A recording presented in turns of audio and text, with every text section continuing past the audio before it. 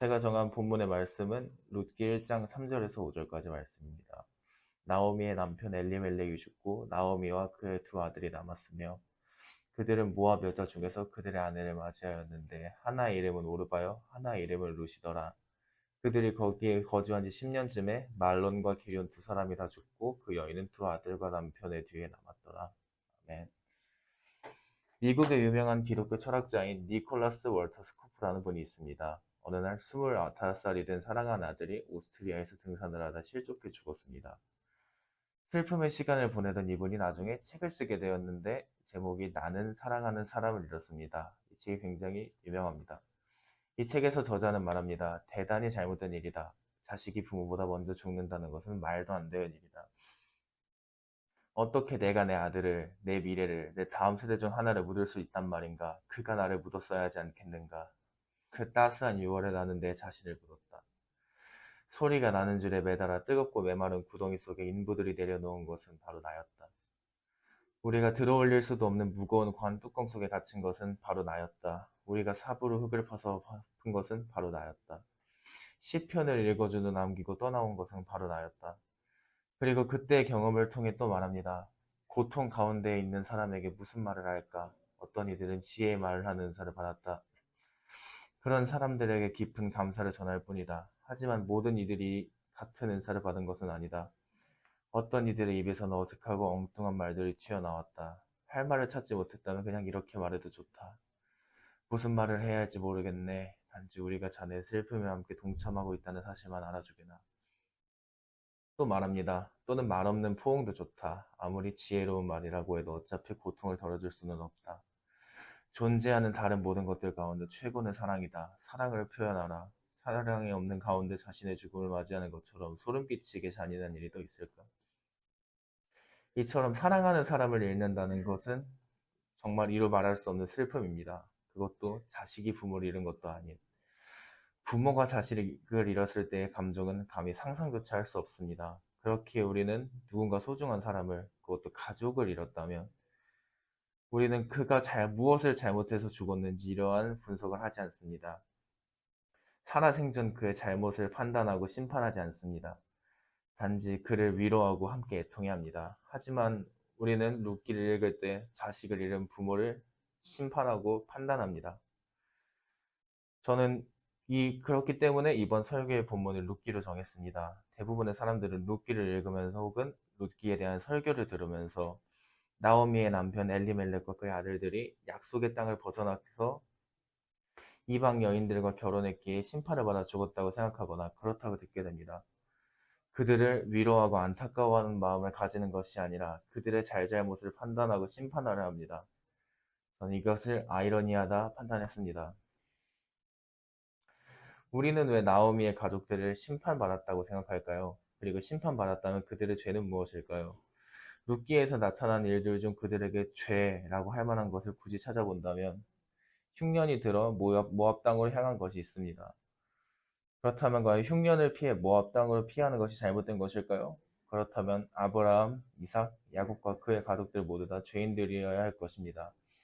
하지만 우리는 아브라함도 이삭도 야곱도 그들을 죄인이라고 칭하거나 그렇게 생각하지 않습니다. 오히려 그렇게 말하는 사람이 있다면 정말 화를 낼 수도 있을 것입니다.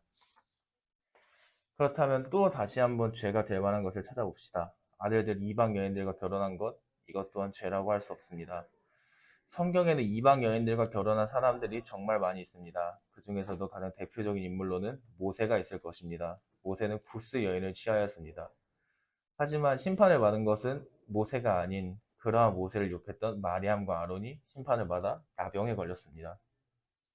그리고 이후에 나오는 보아스 또한 롯과 결혼하게 되는데 정말 이방 여자 결혼하면 심판받아 죽는다면 그 또한 죽어야 마땅합니다. 하지만 그는 죽기는커녕 다윗의 선조가 되었고 더 멀리 나아가서는 예수님의 선조가 되었습니다.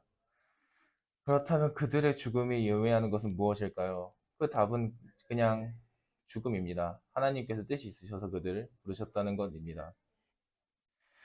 그리고 이 시점에서 우리는 성경 본문을 다시금 봐야 합니다. 룻기에서 단 한 구절이라도 그들을 책망하거나 죄를 묻는 구절이 있을까요? 아무리 찾아봐도 없습니다. 그렇다면 성경에서 그들의 죽음을 어떻게 표현할까요? 정말 별것 아니라는 듯이 담백하게 표현합니다.